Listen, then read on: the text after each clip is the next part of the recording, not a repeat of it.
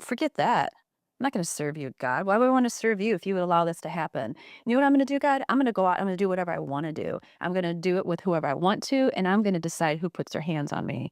And it pushed me into such rebellion, of course, that I spent, 3, 4, maybe even 5 years in total rebellion to God and just screw everything and everybody. But I have to say that I realize that my life is a miracle. For me to sit here and talk to you today and have a strong relationship with the Lord in spite of what happened to me, I had to really I had to forgive God because I was blaming God for it. I didn't understand how he could allow it. But with growing more spiritually and getting stronger with the Lord, I realized that the Bible says, the word says there will be trials in this life and we won't understand them. And in our little minds, we don't understand how things can happen. And sometimes we will blame God for it. But what I realized really after I came out of those years of rebellion and gave my life back to God is how God actually spared me. Because when I prayed out to God and I asked him to rescue me in that situation, he did just that. He showed up in a big way and rescued me. So it took a lot of healing to get to this place.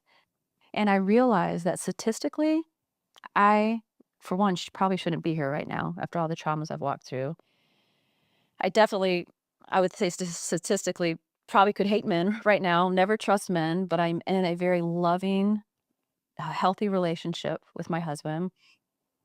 And I could just refuse to believe in God and just say, forget all this. God, you can't be real. But instead, I have a much deeper relationship with God. And that's a miracle. So as I'm sitting here before you, I know that my life is a miracle. And I don't take that for granted. I don't judge people who are addicts or who make decisions that some people just think, how could they just, because you don't know what people have walked through. We don't know what the person who's addicted to drugs or alcohol or a woman who's a prostitute right now or maybe a homeless person, you don't know what they have been through. So I have a lot of compassion and empathy for people because that very well could be me. Have I been affected by this? Very much so. Because what that pastor did specifically changed the whole trajectory of my life. Like, my whole life changed, and the way that I viewed, God and men and myself, and I made a lot of really, really bad decisions because of what I walked through. So I've had to learn to forgive this man, and I have.